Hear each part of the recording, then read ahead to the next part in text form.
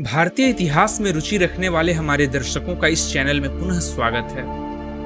आज हम भारत में औपनिवेशिक युग की शुरुआत की जानकारी इकट्ठा करने की एक मनोरम यात्रा पर निकलने वाले हैं। उन कहानियों और घटनाओं के बारे में जानने के लिए तैयार हो जाइए जिन्होंने भारतीय उपमहाद्वीप को आकार देने में अहम भूमिका निभाई है। ब्रिटिश से भी पहले 15वीं शताब्दी की शुरुआत में भारत में यूरोपीय शक्तियों का आगमन हुआ था। यूरोपीय शक्तियां नए व्यापार मार्गों और धन की तलाश में समुद्री मार्ग से होते हुए भारत पहुंची। उनमें से पुर्तगाली भारत के तटों पर पहुंचने वाले सबसे पहले लोग थे।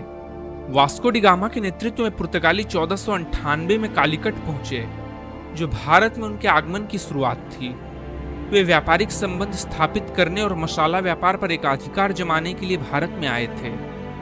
पुर्तगालियों को शुरुआत में स्थानीय शासकों के प्रतिरोध का सामना करना पड़ा, लेकिन कूटनीति और बल के माध्यम से वे कुछ तटीय क्षेत्रों पर अपना प्रभुत्व स्थापित करने में कामयाब रहे। पुर्तगाली अपने साथ भारत में यूरोपीय प्रभाव का एक नया युग लेकर आए थे।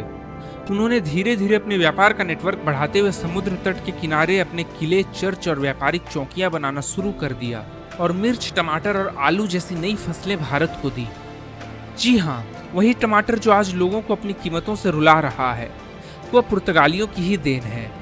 इन सब्जियों के आगमन से भारतीय व्यंजनों पर काफी प्रभाव पड़ा। भारत में पुर्तगालियों के आगमन ने अन्य यूरोपीय शक्तियों जैसे डच, फ्रांसीसी और अंततः ब्रिटिश के भारत के प्रति रुचि को जगाया। नियंत्रण और आर्थिक प्रभुत्व के लिए पुर्तगालियों के साथ प्रतिस्पर्धा करते हुए डच और फ्रांसीसी ने भारत के विभिन्न हिस्सों में अपने व्यापारिक केंद्र स्थापित किए। हालांकि ब्रिटिश के सामने कोई टिक नहीं पाया। अंततः औपनिवेशिक युग के दौरान ब्रिटिश ही भारत में सबसे शक्तिशाली ताकत बन गए। 17वीं शताब्दी की शुरुआत में ब्रिटिश ईस्ट इंडिया कंपनी ने व्यापार संबंध स्थापित करने के लक्ष्य के साथ भारत में कदम रखा। कंपनी ने धीरे धीरे अपना विस्तार किया, मुगल शासकों से व्यापारिक अधिकार हासिल किए और तटों के किनारे बस्तियां स्थापित की। भारतीय बाजार में ब्रिटिश ईस्ट इंडिया कंपनी का बढ़ता प्रभुत्व मुगल शासकों के लिए अपने ही पैरों पर कुल्हाड़ी मारने के समान था।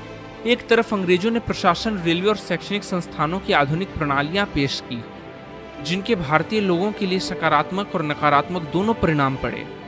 वहीं दूसरी तरफ उन्होंने भारतीयों पर शासन करना भी शुरू कर दिया, जिसके खिलाफ एक चिंगारी भड़की और भारतीय स्वतंत्रता आंदोलन की नींव पड़ी।